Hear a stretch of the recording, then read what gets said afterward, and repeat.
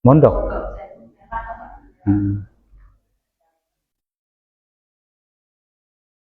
Bismillahirrahmanirrahim.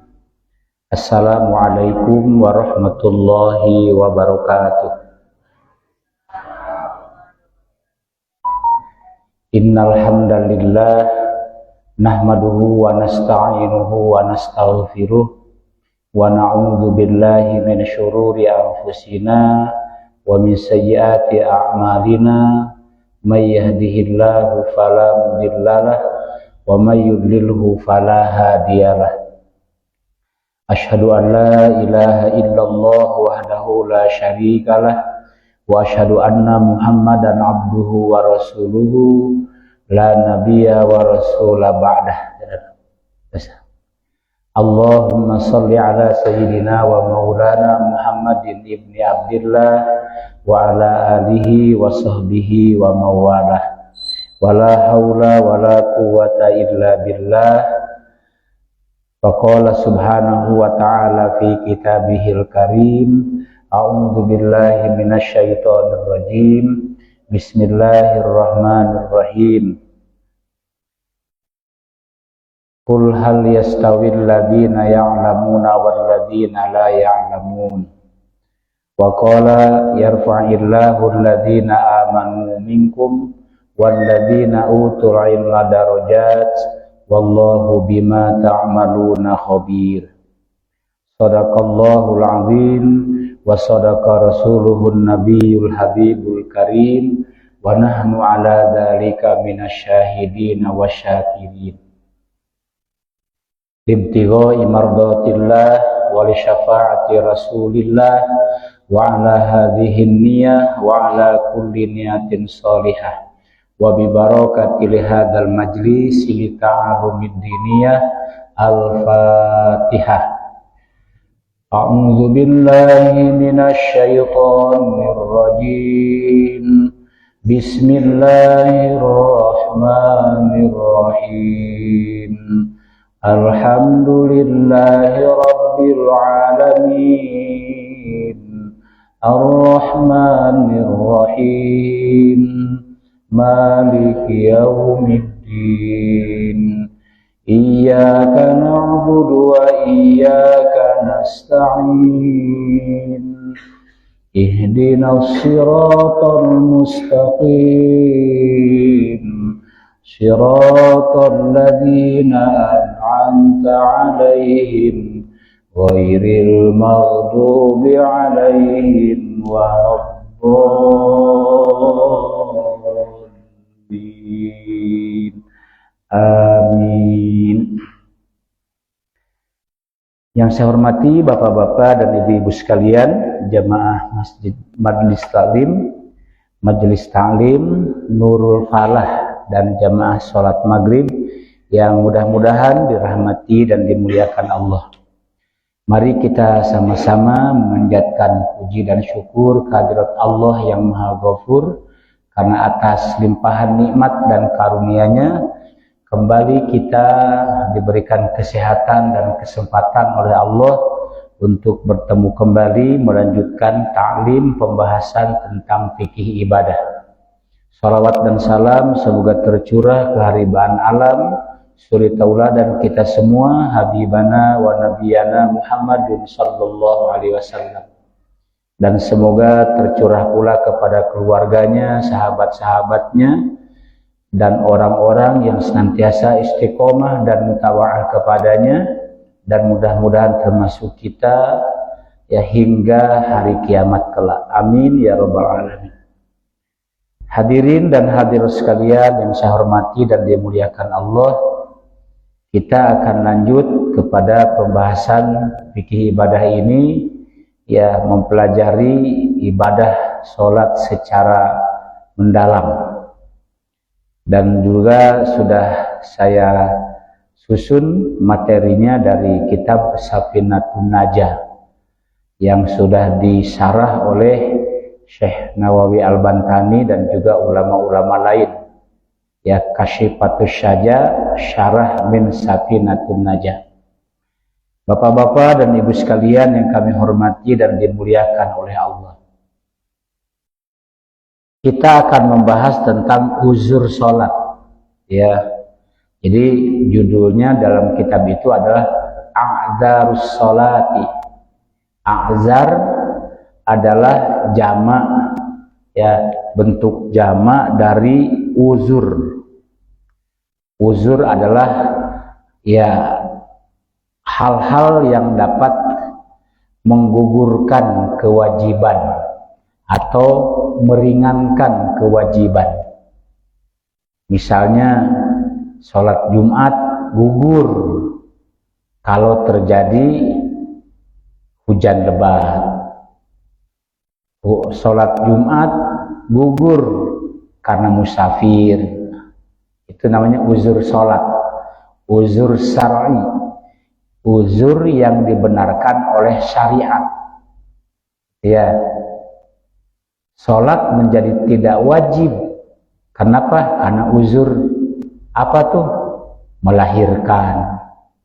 Bukan hanya melahirkan saja, bahkan sampai nifas, darah yang keluar dari rahim, ya, dari seorang ibu yang melahirkan, nifas, itu namanya uzur syar'i. Kalau sholat malah berdosa, ya, haid, itu nama uzur. Nah sekarang uzur-uzur sholat yang dapat menggugurkan atau tidak tepat waktunya melaksanakan sholat, namanya uzur. Ada halangan, ya. Kalau bahasa yang populer itu, kenapa kamu tidak sholat? Kepada siswi di sekolah, ada halangan, nah, kan gitu ya. Jawabannya ada halangan. Itu bahasa yang lembut sekali. Ya artinya sedang datang bulan, kan gitu ya. Kalau langsung kan to the point kurang enak kedengarannya. Kenapa tidak sholat? Sedang haid, sedang datang bulan. Nah, jadi ada penghalusan bahasa, ada halangan. Ya, ada lagi yang seperti bahasa Sunda tuh karseban. Nah, karseban itu ada halangan. Nah, ada uzur sholat dua sebenarnya, ya. Sholat menjadi tidak wajib, itu yang pertama an-naum. Apa tuh naum? Tidur, ketiduran, ya, ketiduran, tidak ada kewajiban sholat. Maka saat bangun itulah kewajiban sholat. Tapi tidur yang benar-benar tidur, ya, neblek, tuh, tidurnya yang benar-benar tidur, bukan tidur-tidur ayam. Ya, tidur ayam itu masih mendengar apapun. Ini tidur beneran. Contoh yang paling mudah kita cerna, tidurnya Ashabul Kahfi selama 309 tahun. Tidur, ya dapat apa tidur? Ya, masuk ke dalam gua, di atas gunung guanya, mereka ditidurkan oleh Allah. 8 orang, 9 dengan anjingnya. Ada yang mengatakan 7 orang, 8 dengan anjingnya. Sehingga peristiwa itu diabadikan dalam Al-Quran. Mereka ditidurkan oleh Allah selama 309 tahun. Tidur itu uzur sholat yang pertama. Ya. Kemudian yang kedua, nisyan. Nisyan adalah lupa.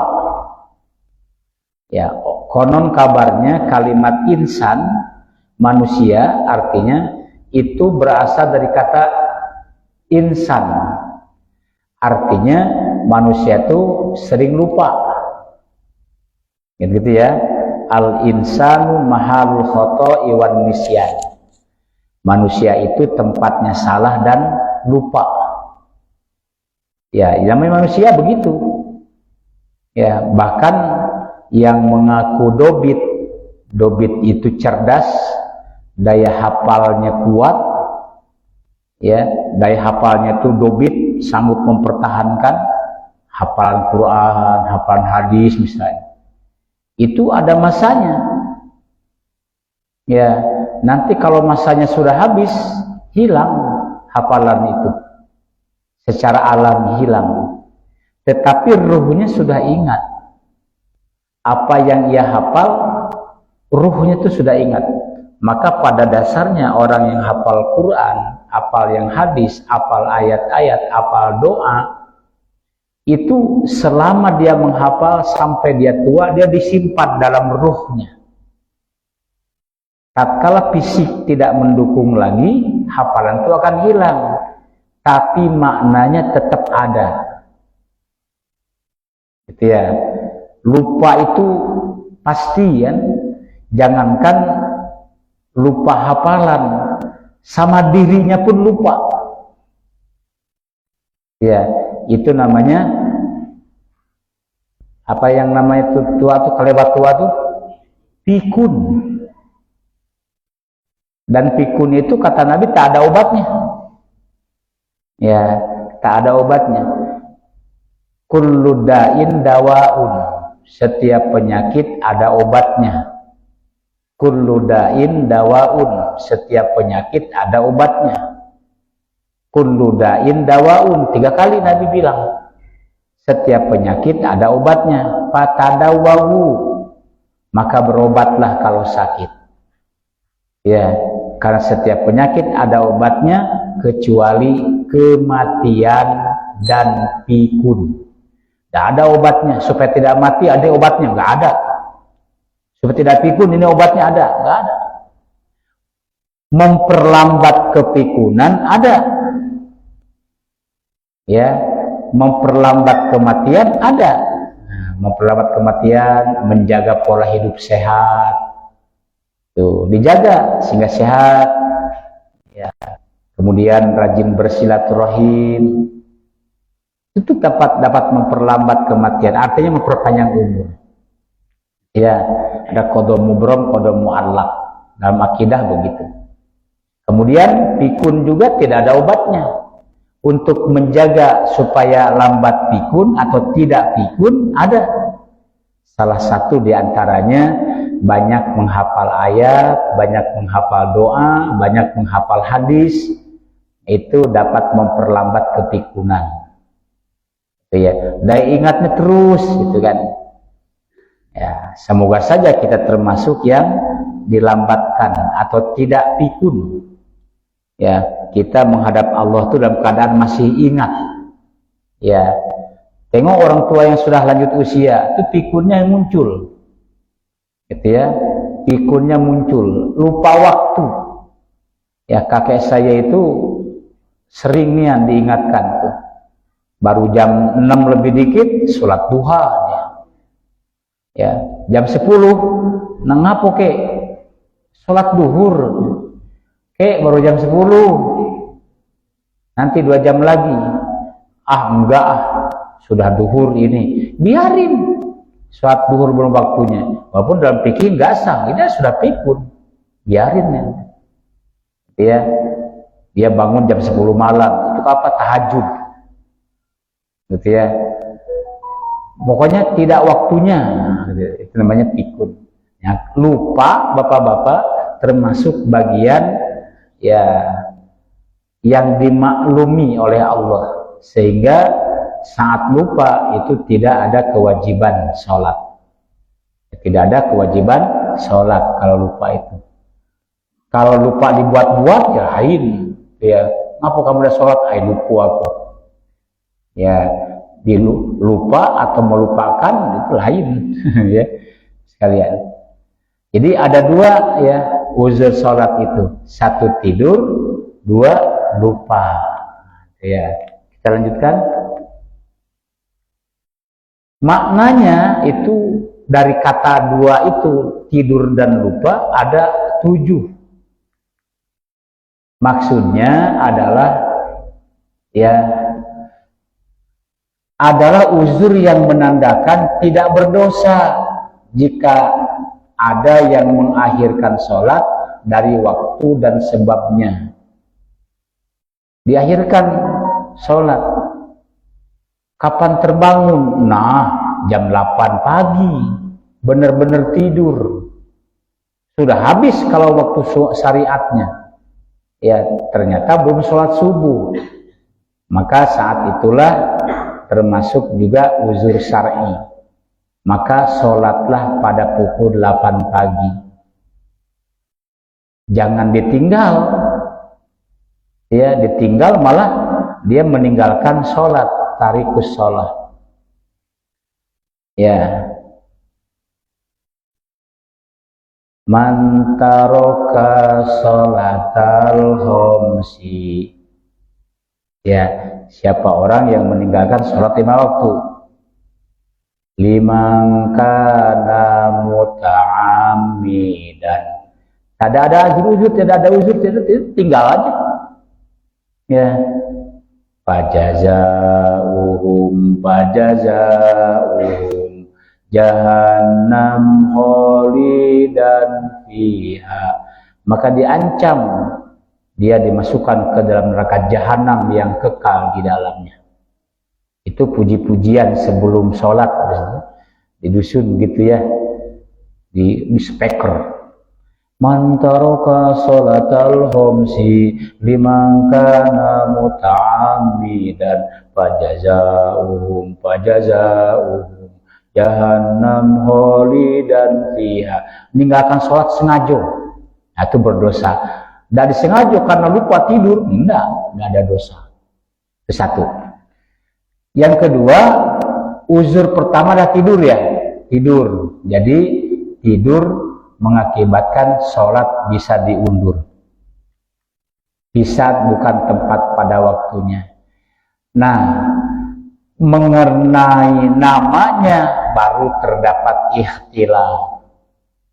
Kalau sholat bukan pada waktunya, itu dinamakan sholat qadha. Ya, sholat bukan pada waktunya, sholat qadha. Sehingga sering menjadi ikhtilaf itu karena ada bunyi kaidah fikih la qadha fis shalah. Tidak ada istilah qadha dalam sholat. Jangan berhenti di situ. Ternyata kalau ada udzur syar'i, ada qadha sholat itu. Ya, nanti kita bahas banyak ya. Di perjalanan tidak sempat, tidak ada tempat untuk sholat, keadaan darurat, diragukan keadaan kesuciannya, maka sholatlah qadha. Nah, gitu ya. Jadi ada, walaupun ada kaidah la qadha fis shalah, tetapi yang ada qadha itu dalam puasa ya. Maka arti qadha itu ada dua. Satu, arti qadha itu melaksanakan. Yang kedua, mengganti. Ya, tujuannya sama, mengganti sholat yang tertinggal karena sesuatu yang dibenarkan oleh syar'i.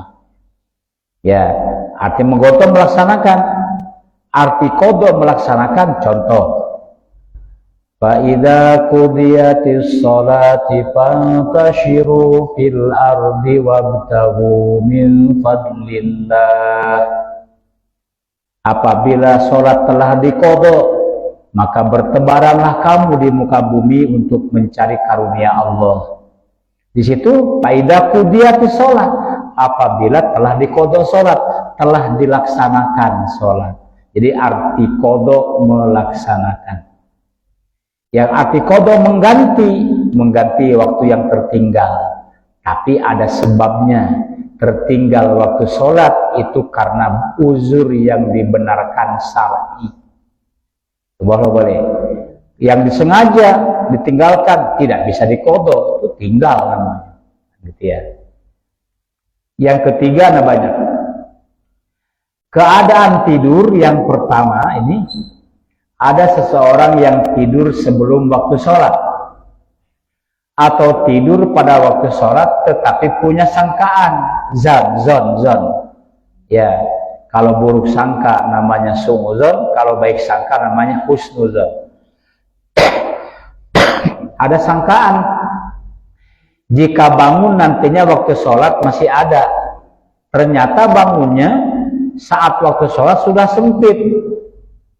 Nah, waktu seberapa 10 menit lagi kira-kira begitu ya. Ia tidak berdosa karena penundaan ini. Ia tidak harus segera atau farwiyah mengqadha salatnya, tidak. Laksanakanlah pada waktu sempit itu, tidak mengqadha. Habis waktunya karena ketiduran, waktu asar tidurnya habis. Dari duhur tidur, blek, bangun-bangun. Nah, asar lah lewat, lah azan maghrib. Nah, itu yang diqadha itu seperti itu. Tetapi masih ada waktu asar, cuma dilihat, nah cuma 10 menit lagi. Sudah terdengar ngaji di radio itu. Nah, itu masih ada waktunya, waktu walaupun makruh tahrim, itu tidak qadha. Tetapi sholat, tapi di akhir waktu. Nah, itu dibenarkan syar'i, tidak berdosa. Ya, itu pengertian karena tidur. Lanjut. Yang keempat, keadaan tidur yang kedua. Tidurnya pada waktu sholat dan punya sangkaan atau zon bahwa kalau tidur akan mengerjakan sholat bukan pada waktunya, ia berdosa. Ya, bahwa tidur akan mengerjakan sholat bukan pada waktunya. Dia tidur. Kapan mau tidur? Nanti saya akan bangun jam 5.30, jam 6.30. Disengaja. Tuh. Maka tidurlah dia setel alarm misalkan. Nah, bangunlah. Itu direncanakan. Bahkan akan bangun nanti jam 5 sore.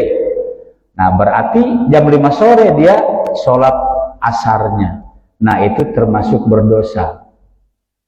Penundaan waktunya dan tidurnya, nih, tidurnya,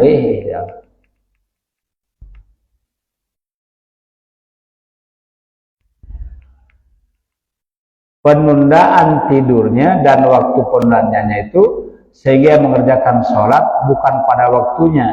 Untuk keadaan ini wajib segera mengqadha sholatnya. Nah, itu sudah mendekat, maka jatuhnya qadha. Ini kata Imam Nawawi yang menyusun kitab Safinatun Najah.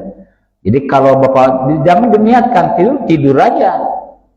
Ya, ternyata kebablasan, walaupun di akhir sholat lah, dia tidak jatuh qadha, sholat biasa. Tetapi kalau diniatkan, nah nanti jam 5:30 saya bangun akan sholat. Nah, itu disengaja namanya. Nah, itu tidak qadha. Jadi dia wajib segera mengqadha. Karena melaksanakan sholat bukan pada waktunya. Sebenarnya masih ada waktunya, cuman dia niatkan kan? Di awal diniatkan mau sholat asarnya jam 5:30. Itu maka jatuhnya dia qadha. Segera parwiyah menyegerakan untuk mengqadha sholat. Artinya sholat bukan pada waktunya. Boleh qadha bukan tempat waktunya, bukan tepat pada waktunya, asal ada syar'i tadi, tidak diniatkan, ya itu boleh. Ini tidak diniatkan maka jatuhnya qadha. Yang kelima maknanya, membangunkan orang yang tidur ada dua keadaan. Satu, ia tidur dari sebelum waktu sholat. Hukum membangunkannya adalah disunnahkan agar ia bisa mengerjakan sholat pada waktunya. Anak ibu, kawan ibu atau siapa saja ya tidur jam 11. Misalnya dia melaksanakan sunnah Rasul.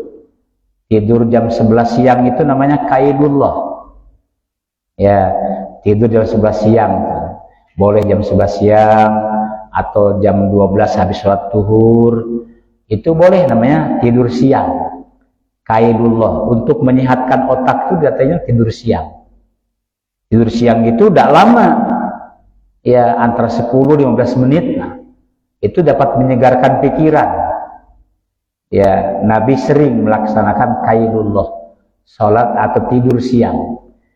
Bapak-bapak tidur siang, nah sudah 11 misalnya, kapan jam 12 dibangunkan oleh istri, dibangunkan oleh siapa kawan, kan, dibangunkan.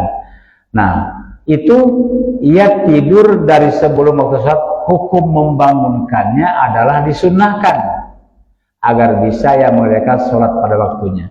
Kapan? Jam 12 azan berkumandang, hehehe, bangun, sholat.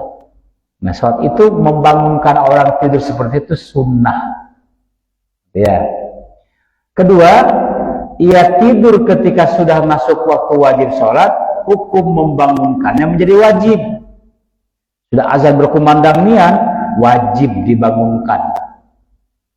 Ya, kalau duhur jam 12 lebih 8 menit, lebih 10 menit, belum waktu sholat dibangunkan, itu sunnah. Ya, supaya nanti kalaupun dia sholat duhur, dia tidak terlambat, ya, tetap ikut dengan sempurna, itu sunnah. Kalau sudah waktunya, wajib. Ya, wajib dibangunkan.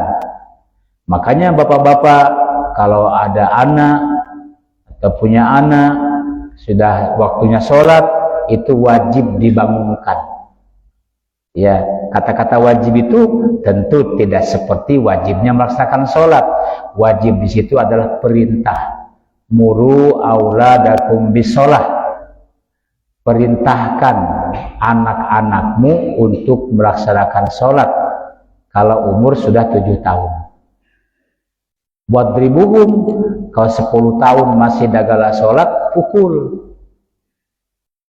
untuk nginget ke, tegas artinya.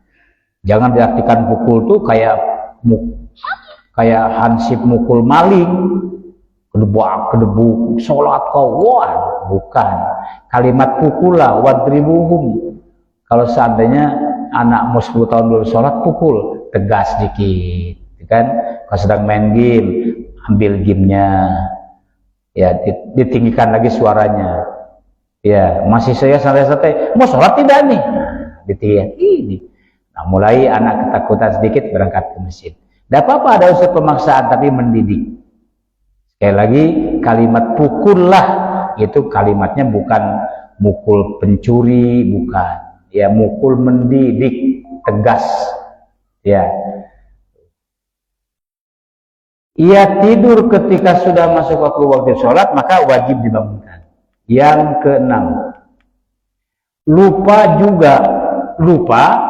juga termasuk uzur. Lupa tadi, nak tidur dan lupa termasuk uzur syarat. Selama tidak tersibukkan dengan hal yang dilarang, haram ataupun makruh. Lupa karena sesuatu urusan. Ya, bapak-bapak ahli-ahli fikih menyepakati, ya, sholat tidak tepat waktunya, tetapi ada alasan syar'i.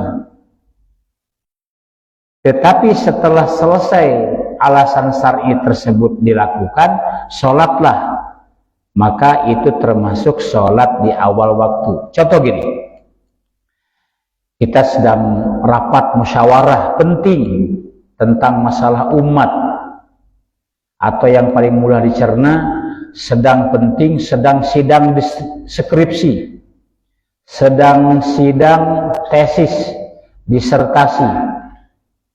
Ya, misal terdengar azan, baru separuh, Allahu Akbar, azan duhur.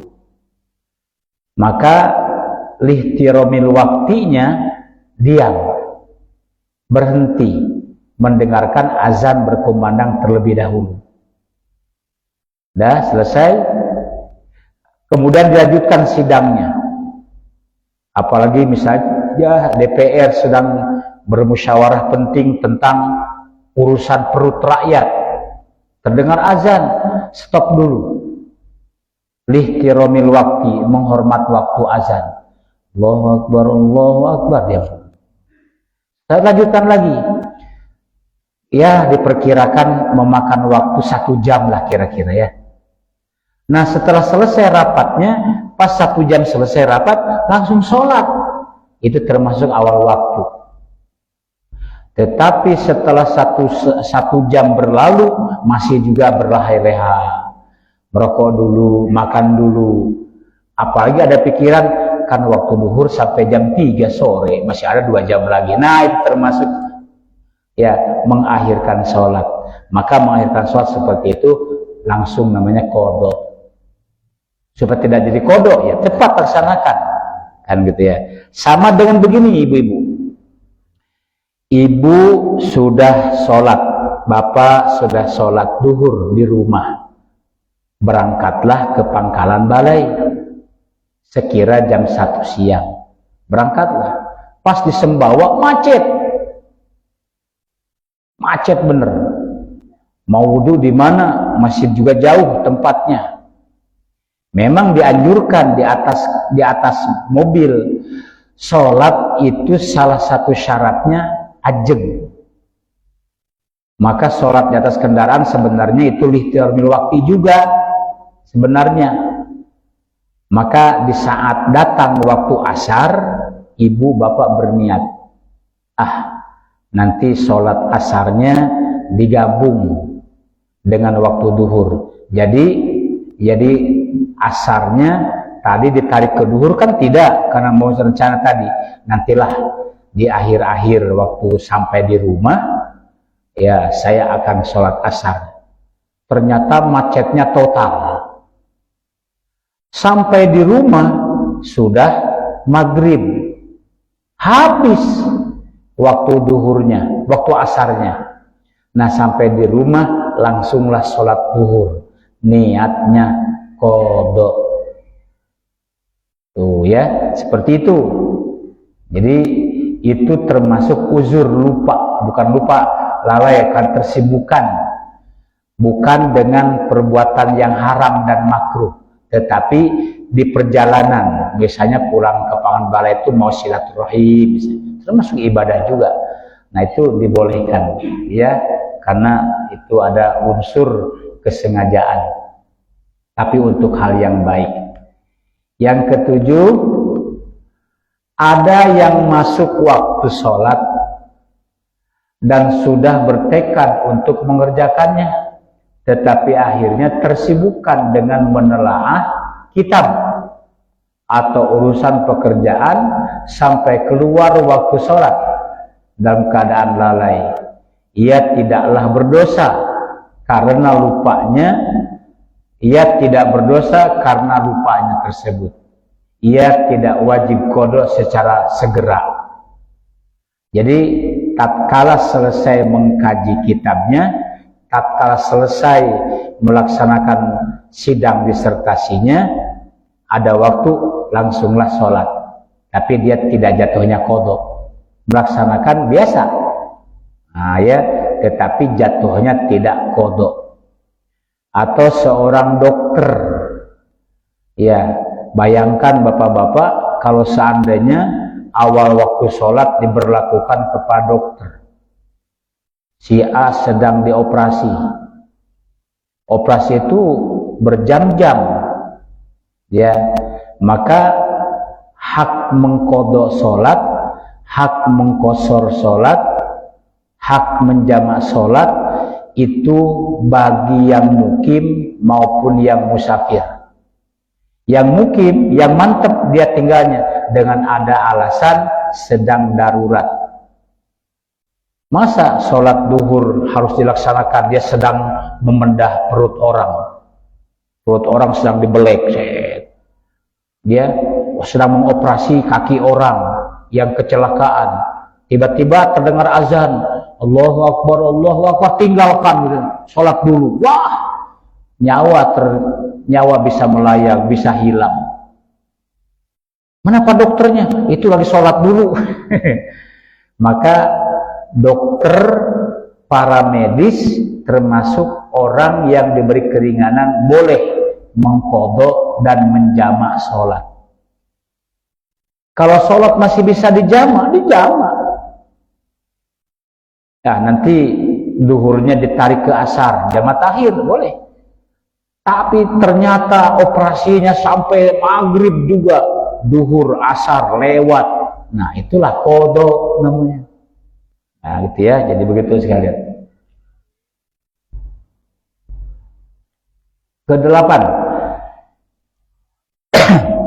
Adapun jika lupa karena melakukan sesuatu yang dilarang, seperti lantaran perkara haram, misalnya berjudi, ya, lupa karena berjudi, lalai, ya, atau perkara makruh, misalnya bermain catur, ya, main catur itu makruh bapak-bapak, ya, maka itu bukanlah termasuk uzur. Jika lupa sholat, ia berdosa dan wajib mengkodok sholat dengan segera.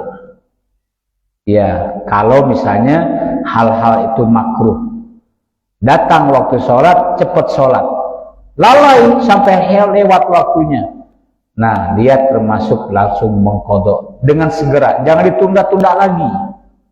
Ya, seperti itu. Jadi jelas ya, makna dari lupa dan tidur itu diurai menjadi 8 pemaknaan.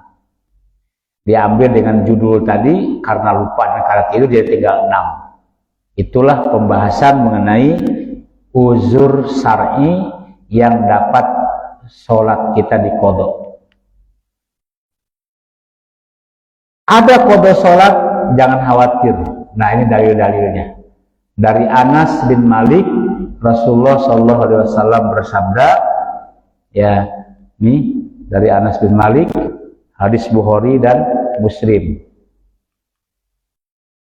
Idza raqada ahadukum anis sholati aw ghafala anha falyusalliha idza dzakaraha fa innallaha yaqulu aqimis sholata lidzikri. Idza raqada ahadukum, apabila salah seorang di antara kalian tertidur. Rokon itu kalimat lain dari kata naum. Ya, apabila tidur salah satu di antara kalian, ya, anis sholati, sehingga dia tidak melaksanakan sholat, au ghafala anha, atau lalai, ya, tidak ingat atau lalai, anha, dari melaksanakan sholat, atau lalai dari melaksanakan sholat, fal yusolliha, maka hendaklah ia sholat, idza dzakaraha, apabila ia ingat. Lalai, lupa, lalailah, ya, tatkala ingat, sholatlah di saat ingat, ya, saat ingat, aku nih belum sholat, asik nian kita nih, ya, bermain catur tadi. Di saat ingat, sholat cepat.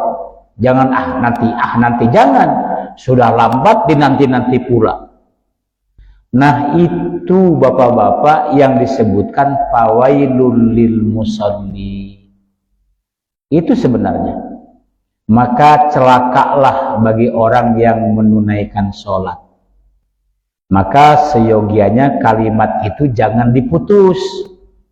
Alladzina hum an sholatihim sahun, yaitu yang lalai dalam melaksanakan sholatnya. Ya, jadi jangan sampai lalai. Ya, yang begitu itu diancam pawailul, diartikan celakalah, maka neraka waillah orang yang sholat, yang lalai dalam sholatnya.